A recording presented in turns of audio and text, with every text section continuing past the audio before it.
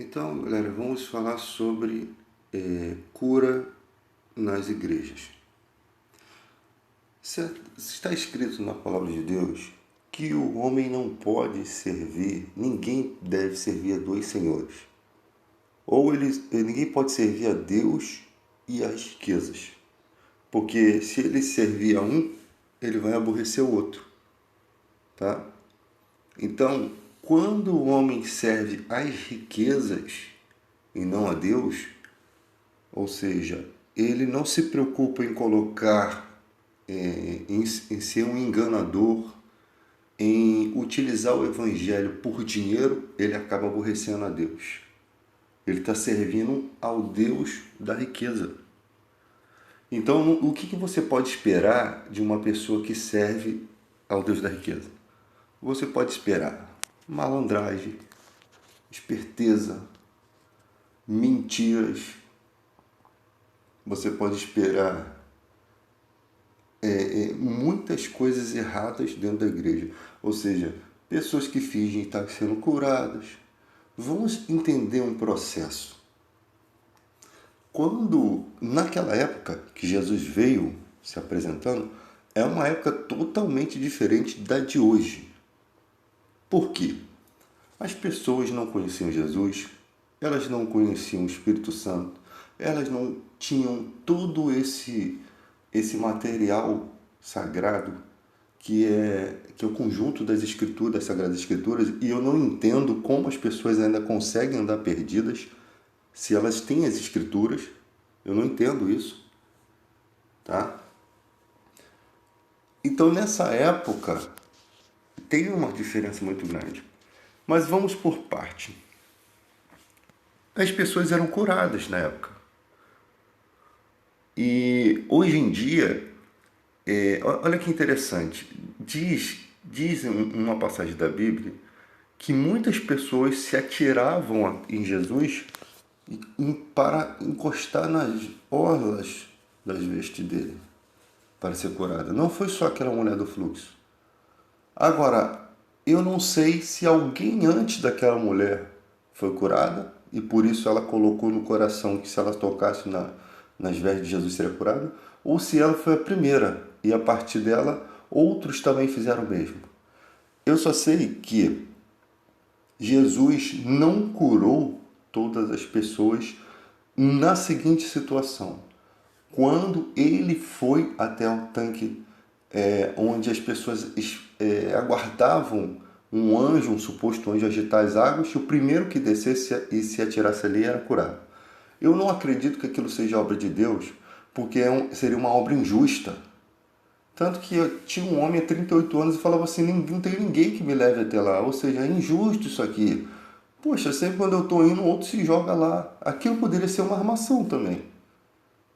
Pessoas tentando ganhar dinheiro, pessoas que nunca foram curadas, vivendo da esperança daquelas pessoas.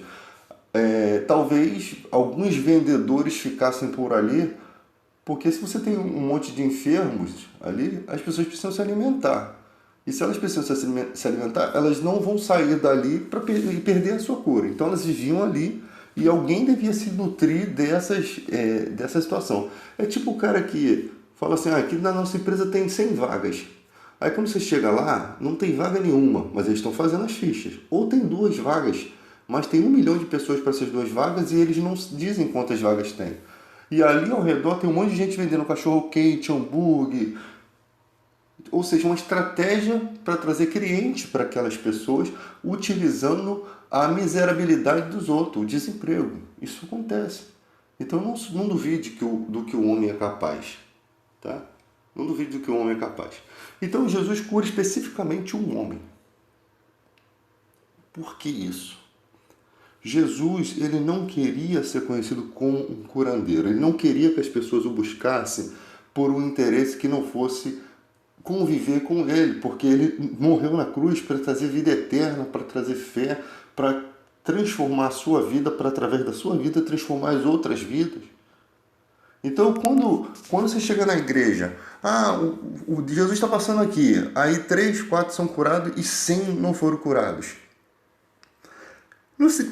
As pessoas não estão ali, então elas têm fé. Se elas foram ali, naquela esperança, né, de serem curadas, é porque elas creem que ali há o poder de Deus. E é o suficiente para ser curado. A fé, como um grãozinho de mostarda, já é fé. Então já é o suficiente para serem curadas. Por que não são curadas? Por que Jesus curou algumas e outras não? Aí pode alegar assim, não, é falta de fé. Ou você pode estar em pecado. Mas as pessoas que Jesus curou, elas nem sequer andavam com ele. Elas eram carnais ainda, elas nem sequer receberam o Espírito Santo. A Bíblia, ela diz que Deus é recompensador dos que o buscam. O que acontece é que às vezes você está desempregado, você busca Deus e abre-se a porta. Está com a causa na justiça, as coisas andam, isso é verdade.